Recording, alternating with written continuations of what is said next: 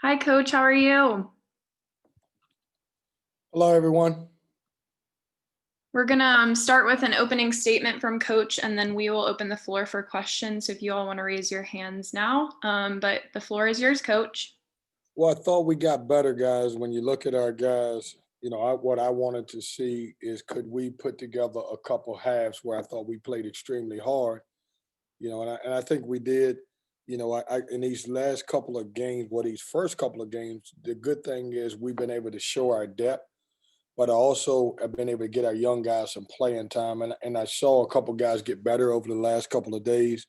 I'm a little shocked that none of you guys congratulated Manny Bates on his career high with 2 assists and his career low with 1 foul. Shocked, especially you, Jonas. I would have thought you would have jumped in on that. Some guys did some really good stuff. I thought Jericho got going and made some shots. I thought Devin, even though he wasn't the hot man tonight, I thought he played great, made some good passes. And Cam Hayes had a really good game as a young fella. And, obviously, having 6 assists and no turnovers. And it was good for us because we had a chance in this tournament to play against a team who played a Princeton offense on offense. We played against a little zone, so we were able to play against some different type of stuff that we'll see in our league. So, questions? We'll start with Andrew. Kevin, you mentioned Cam Hayes. What have you seen from him in these first 2 games? I mean, he's been able to get out there and make an immediate impact for you guys. Andrew, I've been tough on him, and sometimes I ask myself, should I be tough on him because he's a freshman? But I need him and Shaquille to grow up, and even the other guys. But if anybody, Cam and Shaquille both have to play, and so he's getting better. He's handling it. He's not sensitive as a lot of the freshmen would be when you jump on him. He's moving on to the next play. It was a stretch in the game where he kind of took the game over and made some great plays, and that says a lot about him. But he's maturing in front of us. He's going to be a really good basketball player. I've taken it slow with him. He's had the opportunity, because he's played well in practice. He's had the opportunity where I could have started him, but I've also wanted him to see how the game flows before I put him in the game. He had a much better game with his shooting tonight than he did on Wednesday. Do you think that was a confidence thing of seeing the first one go in and just kind of seeing him go in over and over for him? I think the first game was his first game. It's as I said before. Unfortunately, we didn't have scrimmages at exhibition, and when you look around the country, most of these freshmen have struggled. It's some guys who played well, but that was his first college game, and it's not the college game that he dreamed of. Also, he's thinking about running out at PNC with 20,000 people, and so that's an adjustment and taking the fact that he's young and just got to get used to everything. But I think he's settled in, and the great thing about these guys on his team is when they don't play well, because they're such competitors, they want to come back and play well. So I thought Cam did the same thing, and then Jericho also. Jonas, you can go ahead. Coach, can you talk about what your team has done well on the defensive side of the floor for the last 2 games to force so many turnovers and get these 2 teams out of their rhythm?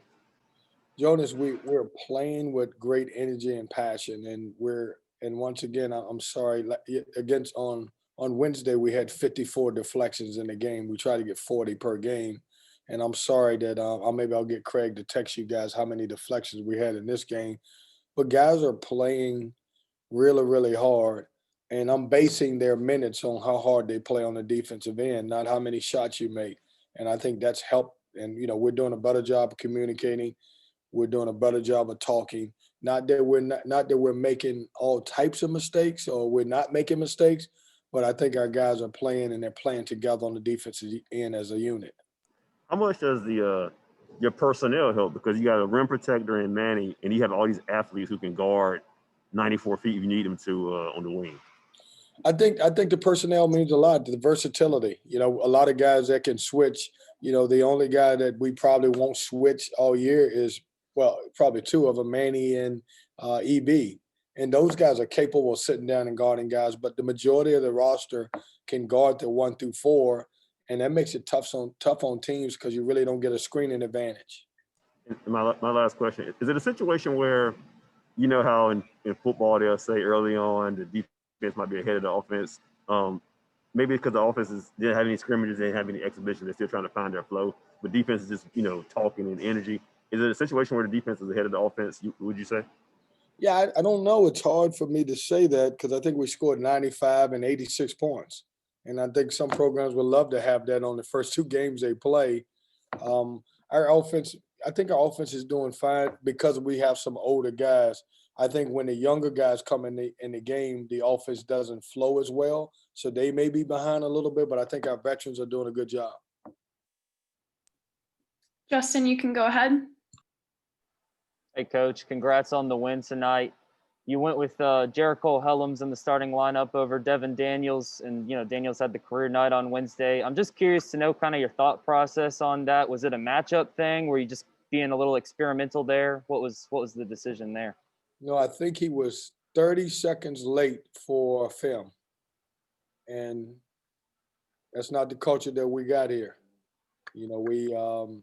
Everybody's held to the same accountability. If you can have 40, you're going to be early. And so that's just the way I've always been. And I don't know. I'm exaggerating. Maybe 30 seconds. Maybe it was a minute and a half. But I made the decision because Jericho worked hard, but Devin was a little late for film.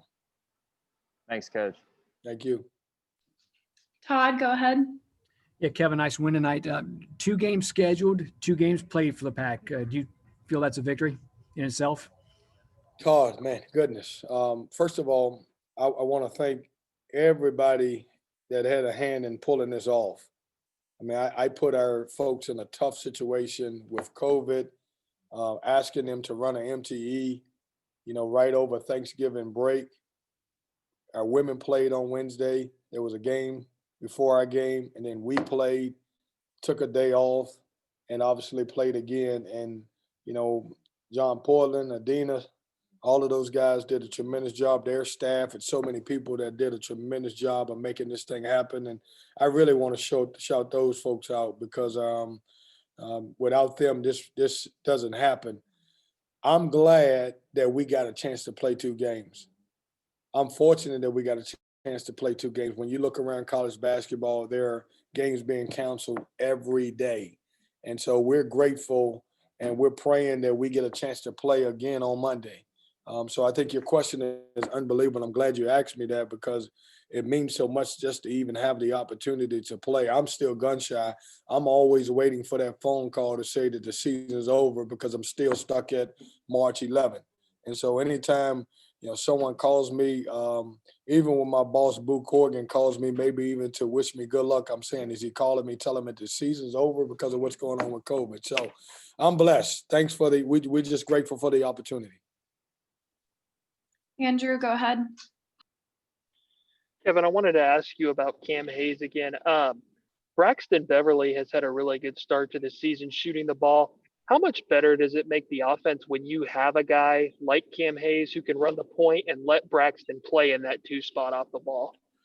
Well, you got to love Braxton Beverly because right now he's playing like a veteran guy. He's kind of grooming guys like Cam Hayes. He's playing where we need him to play. If I need him to play the point because he's really good with the basketball, if I need him to play off the ball, he's been that guy. He's helped guys like Cam Hayes grow while we can get a couple games under their belt. And so moving forward, you can see those 2 guys being able to play together. Reason being is because of Braxton Beverly. But I'm happy where Cam's at. I'm excited about him. He's done a good job. He's taken great coaching. He's gotten better. He stays in the gym. And he's going to be a really good basketball player for us. All right, last question from Rob. Yeah, just after 2 games, Kevin, what do you think you've seen from your team? What type of growth would you like to see over the weekend heading into the William and Mary game? Rob, I like the way we're playing. I like the way we're playing as a unit. I like the way we've shared the basketball. We've had 2 games. We've got 35 assists in the last 2 games. We didn't turn the ball over today. I like the fact that we had 15 assists in the first game, but we had 13 turnovers. We offensive rebounded today. I thought that was a tremendous thing. We've got better. I'm going to go back and watch the tape. And, of course, even though we won by, 35, you know I'm going to find a couple of things that we got to get better at. And that's what we're going to do in the next couple of days. Great. Thank you, Coach, and congrats again on the win. Thanks, guys. Enjoy your week. Listen, guys, I didn't even know it was Friday. Somebody had to tell me it was Friday. So enjoy your weekend. Have a great weekend. Thanks, Kevin. You too. Thanks, Maddie. Thanks, guys.